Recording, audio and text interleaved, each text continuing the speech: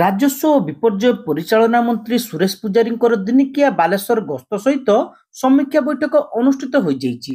ବାଲେଶ୍ୱର ଜିଲ୍ଲାପାଳଙ୍କ ସମ୍ମିଳନୀ କକ୍ଷରେ ମନ୍ତ୍ରୀ ଶ୍ରୀ ପୂଜାରୀ ଜିଲ୍ଲାର ବିଭିନ୍ନ ରାଜସ୍ୱ, ଜମି ଅଧିଗ୍ରହଣ ଏବଂ ବିପର୍ଯ୍ୟୟ ପରିଚାଳନା ସମ୍ବନ୍ଧୀୟ ପ୍ରସଙ୍ଗଗୁଡ଼ିକର ସମୀକ୍ଷା କରିଛନ୍ତି।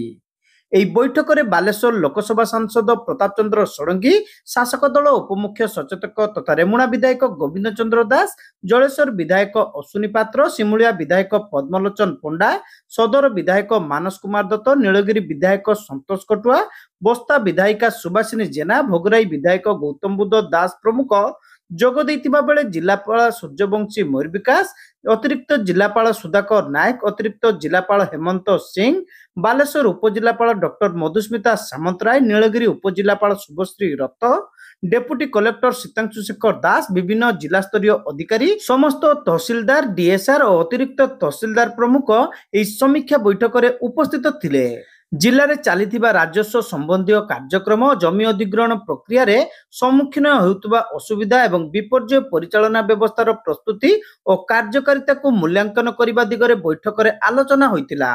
ତହସିଲ ଅଫିସରୁ ଯେପରି କୌଣସି ଲୋକ ସହାୟତା ବିନା ନ ଫେରୁ ସେ ବାବଦରେ ସମସ୍ତ ତହସିଲଦାରଙ୍କୁ ସଜାଗ ରହିବା ପାଇଁ ମନ୍ତ୍ରୀ ଉପଦେଶ ଦେଇଥିଲେ। ଆଗାମୀ ଦିନରେ ରାଜସ୍ୱ ବିଭାଗ କିପରି ଲୋକଙ୍କର ନିକଟତର ହେବ ସେଥିପାଇଁ ଧ୍ୟାନ ଦେବାକୁ ସେ କହିଥିଲେ। ତହସିଲଦାର ଏବଂ ରାଜସ୍ୱ କର୍ମଚାରୀ ସାଧାରଣ ଲୋକଙ୍କୁ ଗୁରୁତ୍ୱ ଦେବା ସହ ଲୋକାଭିମୁଖୀ ଯୋଜନାଗୁଡ଼ିକର ପ୍ରଣୟନ ନିମନ୍ତେ ଦାୟିତ୍ୱବାନ ହେବାକୁ ସେ ପରାମର୍ଶ ଦେଇଥିଲେ। ଆଗାମୀ ଦିନରେ ରାଜସ୍ୱ ବିଭାଗ ମୋବାଇଲ ଦ୍ୱାରା ଲୋକଙ୍କ ପାଖରେ ପହଞ୍ଚିବାକୁ ଉଦ୍ୟମ କରୁଛି ବୋଲି ମନ୍ତ୍ରୀ ସୂଚନା ଦେଇଥିଲେ।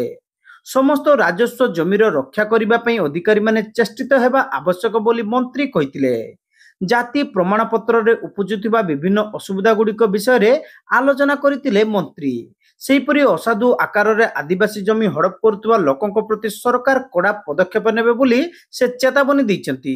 ବସୁନ୍ଧରା ଯୋଜନାରେ ଯେଉଁମାନେ ଜମି ପାଇଁ ଯୋଗ୍ୟ ସେମାନଙ୍କୁ ଯଥାଶୀଘ୍ର ଜମି ଦେବାକୁ ଜିଲ୍ଲା ପ୍ରଶାସନକୁ ମନ୍ତ୍ରୀ ନିର୍ଦ୍ଦେଶ ଦେଇଥିଲେ। ଏଥିସହିତ ମନ୍ତ୍ରୀ ଜିଲ୍ଲାରେ ବିପର୍ଯ୍ୟୟ ପରିଚାଳନା ପାଇଁ ଗଠିତ ଭିତ୍ତିଭୂମି ଓ ଜରୁରୀକାଳୀନ ପରିସ୍ଥିତିରେ ପ୍ରଶାସନର ପ୍ରସ୍ତୁତିକୁ ନିରୀକ୍ଷଣ କରିଥିଲେ। ଜମି ଅଧିଗ୍ରହଣ ସମ୍ବନ୍ଧୀୟ ଅଭିଯୋଗ ଓ ବିବାଦ ଗୁଡ଼ିକର ସମାଧାନ ପାଇଁ ଆବଶ୍ୟକ ନିର୍ଦ୍ଦେଶ ଦେଇଥିଲେ ମନ୍ତ୍ରୀ ଶ୍ରୀ ପୂଜାରୀ। ସବୁ ବିଷୟ ଯେଉଁଟା ରିଭ୍ୟୁ କରିବା ଆଗରୁ ଆପଣଙ୍କ ସାଙ୍ଗେ ସମ୍ବାଦ ହେଇଥିଲା, ରିଭ୍ୟୁ କଲା ପରେ ମଧ୍ୟ ସେଇଟା ଯେଉଁ ବିଷୟକୁ ମୁଁ ଆପଣଙ୍କ ସ୍ଥାନରେ ଉଲ୍ଲେଖ କରିଥିଲି ସମସ୍ତ ବିଷୟର ସମୀକ୍ଷା ହେଇଥିଲା। ଏଠି ମାନ୍ୟବର ବାଲେଶ୍ୱର ସାଂସଦ ବି ଉପସ୍ଥିତ ଥିଲେ ଏବଂ 5 ଜଣ ଯାକ ମାନ୍ୟବର ବିଧାୟକ ମାନେ, ଅନୁଭବୀ ବିଧାୟକ ମାନେ, ସେମାନେ ସମସ୍ତେ ବି ଉପସ୍ଥିତ ଥିଲେ। ଏଠି ଉପମୁଖ୍ୟ ସଚେତକ ବି ଉପସ୍ଥିତ ଥିଲେ, ପୂର୍ବତନ ମନ୍ତ୍ରୀ ଆଜିକାର ବିଧାୟକ ସେ ବି ଉପସ୍ଥିତ ଥିଲେ। ତେଣୁ ତାଙ୍କର ଅନୁଭବ ଏବଂ ତାର ସାଙ୍ଗେ ସାଙ୍ଗେ ପ୍ରଶାସନର ବିଭିନ୍ନ ଯୋଜନାକୁ ଯେଉଁ ଅଗ୍ରଗତି ଏବଂ ତାର ଗତି ଆଉ ଏସବୁ ସମୀକ୍ଷା ହେଲା ପରେ ମୁଁ ପରାମର୍ଶ ଦେଇଛି ଯେ ଜିଲ୍ଲା ପ୍ରଶାସନ ଯେମିତି ଭାରତ ସରକାରଙ୍କର ମାନ୍ୟବର ନରେନ୍ଦ୍ର ମୋଦିଙ୍କ ନେତୃତ୍ୱରେ ଗତିଶକ୍ତି ଗୋଟେ ନୂଆ ଶବ୍ଦ ବ୍ୟବହାର ହେଲାଣି ଯେ ବିଭାଗର ଗତିକୁ ବଢ଼ାଇବା ପାଇଁ।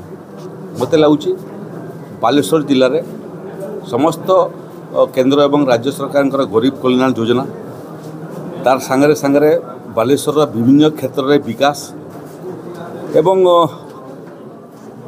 ବିକାଶ ପାଇଁ ଯେଉଁ ଭିତ୍ତିଭୂମିର ଆବଶ୍ୟକତା ଅଛି ତାକୁ ନିର୍ଦ୍ଦିଷ୍ଟ ସମୟ ସୀମା ଭିତରେ ସମାପ୍ତ କରିବା, ଶିକ୍ଷା ଏବଂ ସ୍ୱାସ୍ଥ୍ୟ, ତା ସାଙ୍ଗରେ ଜଳସେଚନ, ପୁଣି ସମୁଦ୍ରକୁ ଯେଉଁଟା ଆପଣ ଆସିଲା ବେଳେ ଉଲ୍ଲେଖ କରୁଥିଲେ ଯେଉଁ ଡିପିଆର୍ ସୁବର୍ଣ୍ଣରେଖା ଡିପିଆର୍ କଥା, ସେଇଟା କେନାଲ ଡିଭିଜନ କଟକ ପାଖରେ ଡିପିଆର୍ ପାଇଁ ଅଛି। ଆଜି ମାନ୍ୟବର ବିଧାୟକ ଏବଂ ସାଂସଦକୁ ମୁଁ କହିଛି ଯେ ଏ ବିଷୟ ନେଇକରି ୱାଟର ରିସୋର୍ସ ଡିପାର୍ଟମେଣ୍ଟ ସାଙ୍ଗରେ ଏବଂ କଟକର ଯେଉଁ ସଂସ୍ଥା ଇଏ ଡିପିଆର୍ ପ୍ରସ୍ତୁତ କରୁଛି, ପୁଣି ମାନ୍ୟବର ସାଂସଦ ମୋତେ ଉଲ୍ଲେଖ କଲେ ଯେ ଏଇଟା ଗୋଟେ ଇଣ୍ଟର ଷ୍ଟେଟ୍ ପ୍ରୋବ୍ଲେମ୍ ମଧ୍ୟ, ବାଲେଶ୍ୱର ଏବଂ ଝାଡ଼ଖଣ୍ଡ ସାଙ୍ଗରେ ମଧ୍ୟ ଏ ପ୍ରୋଜେକ୍ଟର ସମ୍ପର୍କ ଅଛି। ତେଣୁ ଭୁବନେଶ୍ୱରରେ ଥରେ ଉଚ୍ଚସ୍ତରୀୟ ସମୀକ୍ଷା ବୈଠକ ହେବ। ଆବଶ୍ୟକ ପଡ଼ିଲେ ଇଏ ପ୍ରୋଜେକ୍ଟକୁ ନେଇକରି ଆମେ IIT ଖଡ଼ଗପୁର ଅତୀତରେ ମଧ୍ୟ କରିଥିଲା, IIT ଖଡ଼ଗପୁର କିମ୍ବା IIT ମୁମ୍ବାଇ କିମ୍ବା IIT ଚେନ୍ନାଇ ଏବଂ ତାର ସାଙ୍ଗେ ସାଙ୍ଗେ ଆଜିକାଲି ଇନ୍ଦୋର IIM ମଧ୍ୟ ଦିଗରେ କାମ କରୁଛି, ତାଠାରୁ ମଧ୍ୟ ଆମେ ପରାମର୍ଶ ନେବୁ, ତାଙ୍କୁ ମଧ୍ୟ ସହଯୋଗ ଆମେ ନେବୁ। ତେଣୁ ସାମଗ୍ରିକ ଭାବରେ ଭଲ 3 ଘଣ୍ଟା ଧରିକରି ସମୀକ୍ଷା ହେଲା। ସେ ବାବଦରେ ମଧ୍ୟ କିଛି କଥାବାର୍ତ୍ତା ହେଇଛି। ଏବଂ ସେଥିରେ ବି ମାନ୍ୟବର ବିଧାୟକ ମାନେ ପୁରା ସଚେତନ ଅଛନ୍ତି।